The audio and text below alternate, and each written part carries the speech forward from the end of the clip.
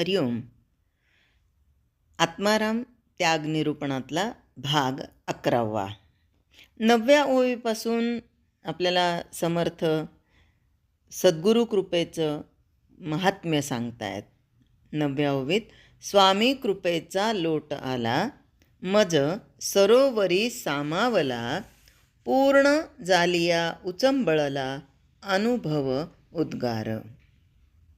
10व्या ओळीत माझे सद्गुरू कृपेचे बळ, माझे सद्गुरू कृपेचे बळ, मज माझी साठवले तुंबळ, तेणे बळे स्वानंद जळ, तेणे बळे स्वानंद जळ, हेलावू लागे.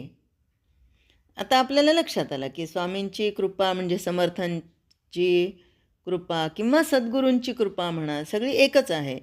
तर ही जेव्हा भरपूर प्रमाणामध्ये येत असते, आपल्यावर होत असते, आमच्या पूर्वजन्माच्या, आमच्या सुकृताच्यानुसार, आमच्या प्रारब्धातील सत्कर्मानुसार आणि क्रियमाणातील सदाचार, सद्विचार, सद्वृत्ती, सत्संगती यामुळे ही वाढत जाते आणि मग आम्ही आनंदी होतो आणि सातत्याने आम्हाला त्याच सहवासामध्ये राहावंसं वाटतं. म्हणून मग या सद्गुरूंच्या कृपेने साधना कृतार्थ होते आणि मग अतिशय आनंदाचे उद्गार बाहेर पडतात. ते 11व्या ओवीतून आम्हाला समर्थ सांगतात. आता नमस्कारीन राम.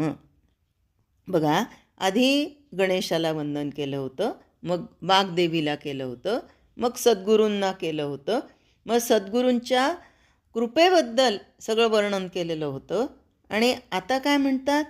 आता नमस्कारीन राम. तो राम कोण? जो योगियांचे निजधाम. आता नमस्कारीन राम, जो योगियांचे निजधाम, विश्रांती पावे विश्राम, जये ठाई. विश्रांती, विश्राम करायला येते. कुणाच्या ठाई? या सगुण स्वरूप रामाच्या ठाई.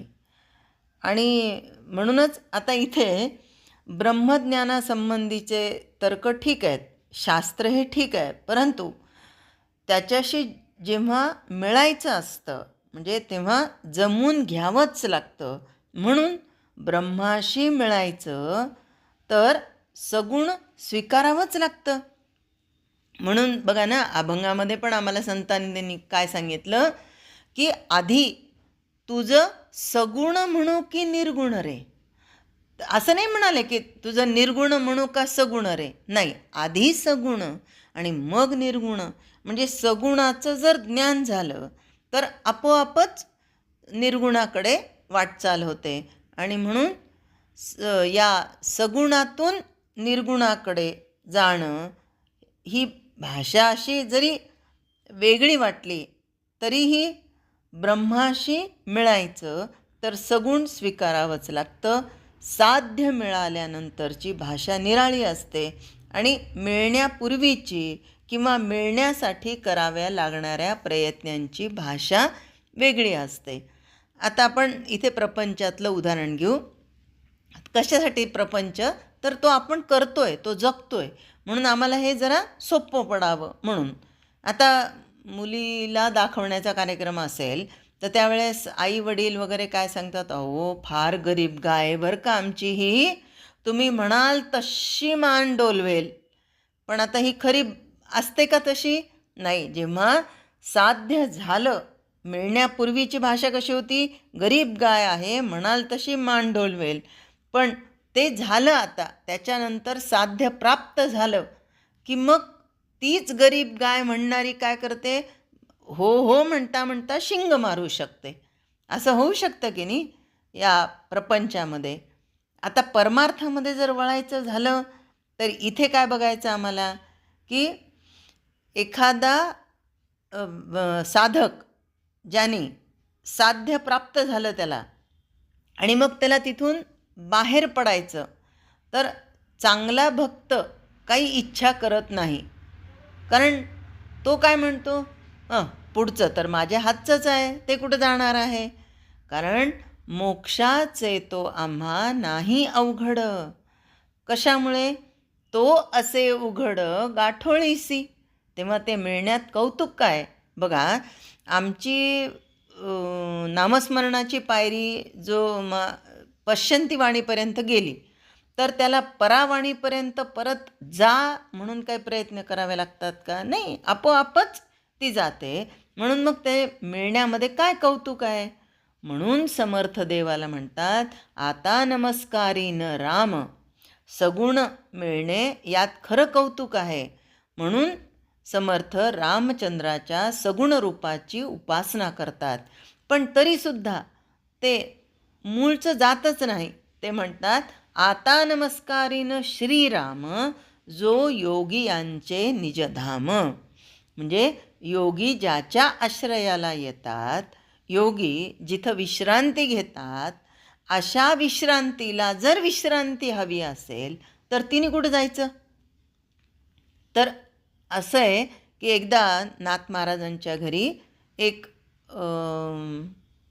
सिद्धी प्राप्त झालेला व्यक्ती आला होता आणि त्याला त्यांच्याशी असं चर्चा करायची होती. तर त्यांनी आपल्या सिद्धी जपून ठेवल्या आणि नाथ महाराज म्हणाले, आता तुम्ही थकून आलात, सकाळी बघूया. आणि रात्री तो झोपला. खरं तर कडेकोट दारं खिडक्या बंद करून घेतले होते आणि सकाळी उठून बघतो तर त्याच्या रिद्धी गायब झाल्या.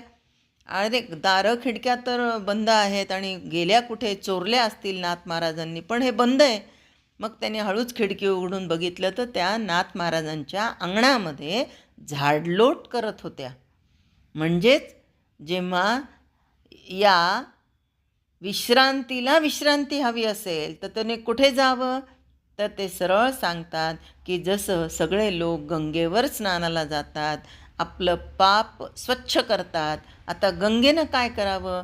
तर तिला स्वच्छ करण्यासाठी संत जातात, स्नान करतात. तसं विश्रांती इतरांना विश्राम देते, पण विश्रांतीसाठी कुठं जावं? समर्थ म्हणतात, ती श्रीरामाच्या पायाशी येते. तिथे ती आली की तिला विश्राम मिळतो आणि ती बाकीच्यांना विश्राम देऊ शकते. तिला तेवढं सामर्थ्य प्राप्त होतं. म्हणूनच 11व्या ओवीत समर्थ म्हणतात, आता नमस्कारीन राम, जो योगियांचे निजधाम, विश्रांती पावे विश्राम, जय ठाई. हरिओम. जय जय रघुवीर समर्थ.